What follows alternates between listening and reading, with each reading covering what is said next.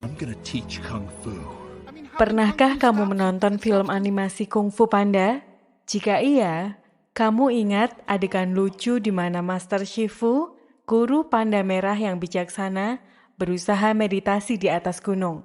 Setiap kali dia mencoba, seringkali ada tetes air jatuh dan mengenai hidungnya dan selalu membuatnya frustasi. Meski lucu, adegan itu membuat kita bertanya-tanya tentang pengaruhnya terhadap pemahaman kita tentang Zen. Banyak dari kita mengerti meditasi sebagai praktik relaksasi dari budaya Asia. Kita sering mengasosiasikan Zen dengan meditasi karena keduanya sering terkait. Namun, seberapa dalam pengetahuan kita tentang Zen dan sejarahnya? Seberapa besar pengaruh Zen terhadap kehidupan kita? Alan Watts, sang penulis The Way of Zen ini, menyadari kebingungan banyak orang Barat tentang prinsip Zen. Ia menulis buku ini untuk mengurai konsep yang membingungkan ini. Bab 1. Asal-usul Zen. Konsep Zen dapat ditelusuri akar leluhurnya hingga ajaran tertentu dalam agama Buddha. Misalnya, konsep Buddhis tentang pencerahan atau kebangkitan adalah prinsip utama Zen. Tapi disitulah hubungan mereka berakhir. Meskipun mungkin membuatmu terkejut, sebenarnya Zen dan Buddha bukanlah hal yang sama. Zen sebenarnya berasal dari Tiongkok pada tahun 400 Masehi. Pemikiran Zen berkembang sebagai tanggapan terhadap ideologi revolusioner sekelompok biksu Tiongkok. Salah satu biksu, yaitu seorang pemuda bernama Seng Chao, meyakini bahwa momen-momen tidak terhubung satu sama lain dalam alur waktu alami seperti yang biasa kita pikirkan. Misalnya, kita sering menggambarkan waktu sebagai musim-musim yang berganti. Kita mungkin mengatakan bahwa sekarang pagi, karena kemarin berakhir dan malam telah berlalu, menciptakan momen baru atau hari baru. Namun, Seng Chao berbeda pendapat. Alih-alih menerima pandangan bahwa waktu dan ruang terkait, Seng Chao mengatakan, setiap momen ada sebagai entitas yang terpisah, tanpa ketergantungan pada apa yang terjadi sebelumnya atau sesudahnya. Dia berpendapat bahwa hidup dengan cara ini adalah satu-satunya cara untuk tetap fokus pada saat ini. Dia juga meyakini bahwa hidup pada saat ini dapat menghilangkan kekhawatiran dan stres. Ini masuk akal karena jika kita benar-benar memikirkannya, sedikit sekali kekhawatiran yang terkait dengan kejadian pada saat tertentu. Sebaliknya, kita sering menghabiskan banyak waktu untuk khawatir tentang masa lalu dan masa depan. Seng Chao berusaha mengatasi masalah ini dengan menciptakan aliran pemikiran yang mendorong orang untuk hidup di masa sekarang. Dari filosofi ini, Zen tumbuh dan mengembangkan salah satu prinsip intinya, yaitu tidak ada momen selain saat ini. Bab 2. Zen membebaskanmu dari ketertarikan diri. Bagaimana kamu mendeskripsikan dirimu? Apakah kamu menginginkan kebahagiaan? Ini adalah dua pertanyaan besar yang mencengkeram semua orang.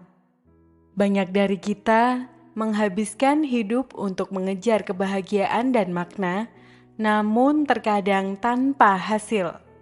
Kita sering berjuang dengan petunjuk seperti jadilah diri sendiri, karena banyak yang merasa ragu tentang siapa sebenarnya diri mereka.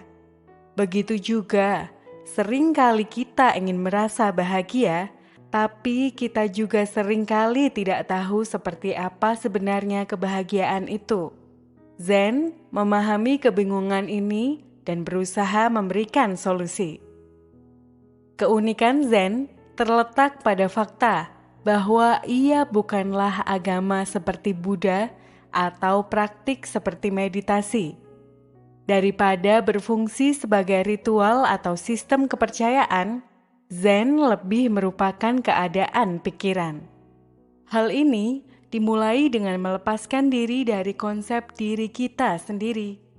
Meskipun terdengar aneh dan mungkin terasa sulit pada awalnya, hal ini dimulai karena filsafat Barat sering mengajarkan bahwa konsep diri dianggap sebagai sesuatu yang bawaan, seperti warna kulit dan mata kita.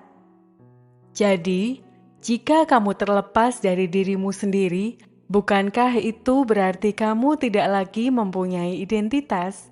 Atau kamu berjuang untuk eksis?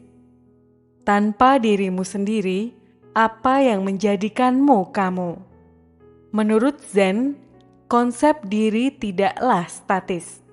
Zen melawan aliran pemikiran ini dengan menyatakan bahwa diri bukanlah sesuatu yang statis. Zen berpendapat bahwa konsep diri yang kita kenal sebenarnya tidak ada sama sekali. Karena Zen beroperasi berdasarkan keyakinan bahwa tidak ada momen selain saat ini.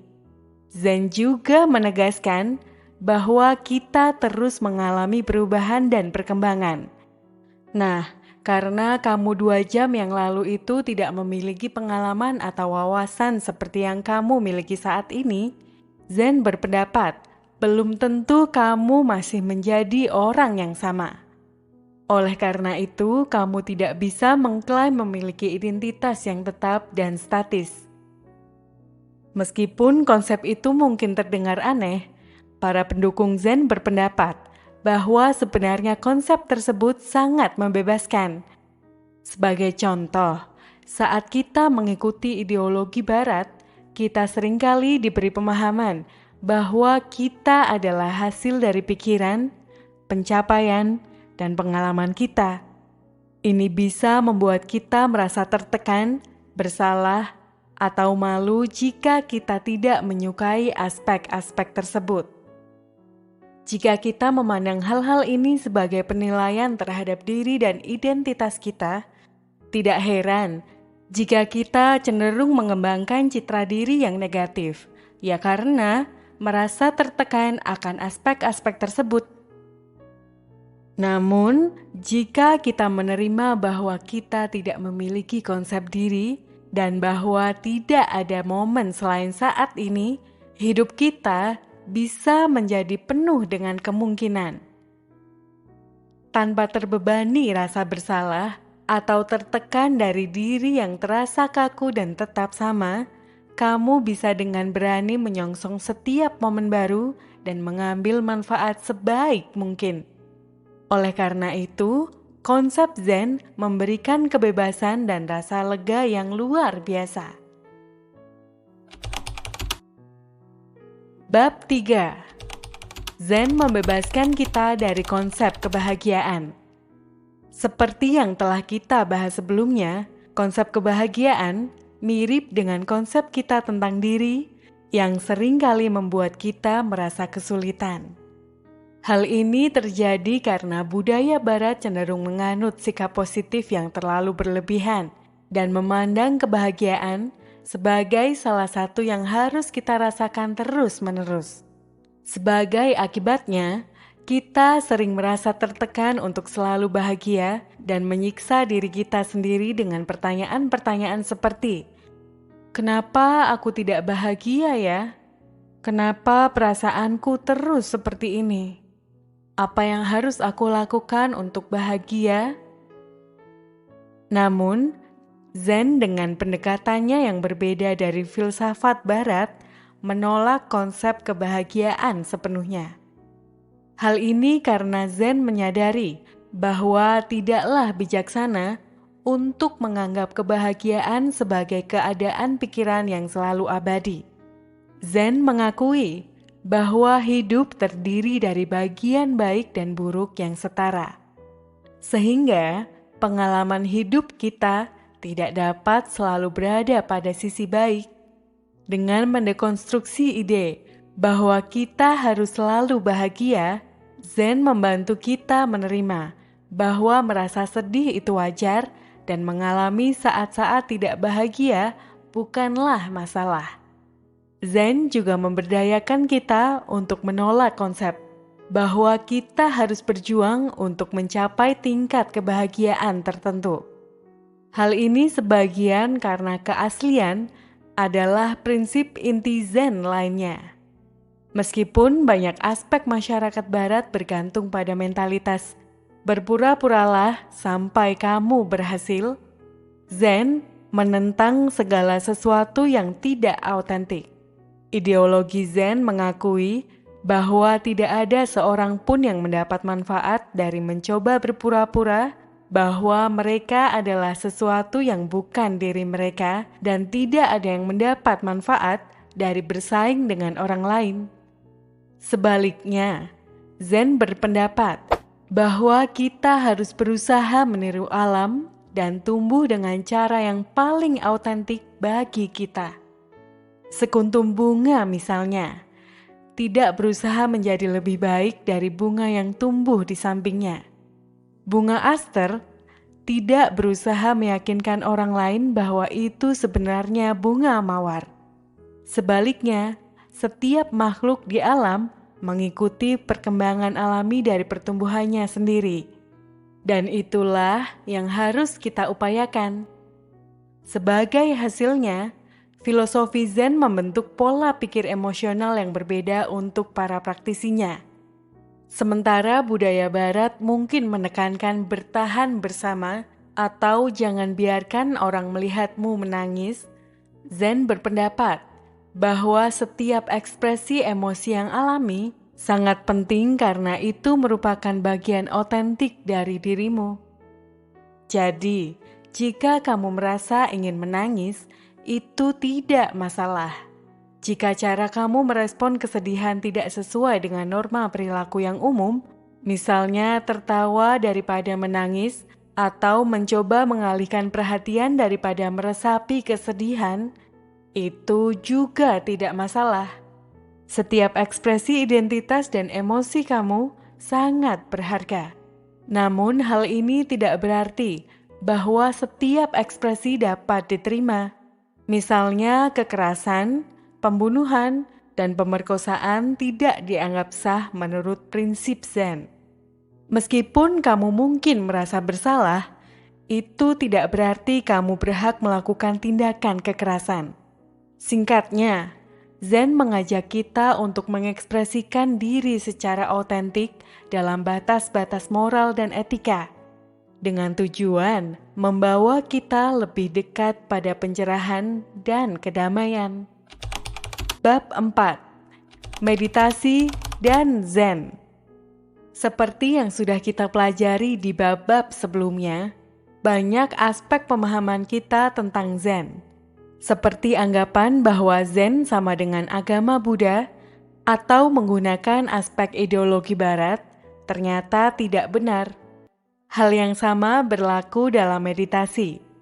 Saat ini, meditasi menjadi populer dan diakui sebagai praktik baik untuk menumbuhkan kedamaian, kejernihan mental, dan pencerahan spiritual. Banyak aplikasi dan perusahaan menyelenggarakan retreat mindfulness untuk karyawan mereka. Jadi, karena meditasi semakin umum sekarang ini, mudah untuk menganggap kita sudah tahu tentang meditasi. Kamu mungkin sering ditanyai oleh teman, instruktur yoga, bahkan di aplikasi, apa tujuan sesi meditasimu? Sekilas, ini terdengar produktif karena mengajak membayangkan hasil positif dan berupaya mencapainya. Dan mungkin, kamu sedang berupaya mencapai sesuatu yang murni dan perlu, seperti kedamaian, ketenangan, atau kejernihan mental. Namun kehadiran tujuan meditasi sebenarnya bertentangan langsung dengan Zen. Dalam meditasi Zen, tujuannya adalah tidak memiliki tujuan.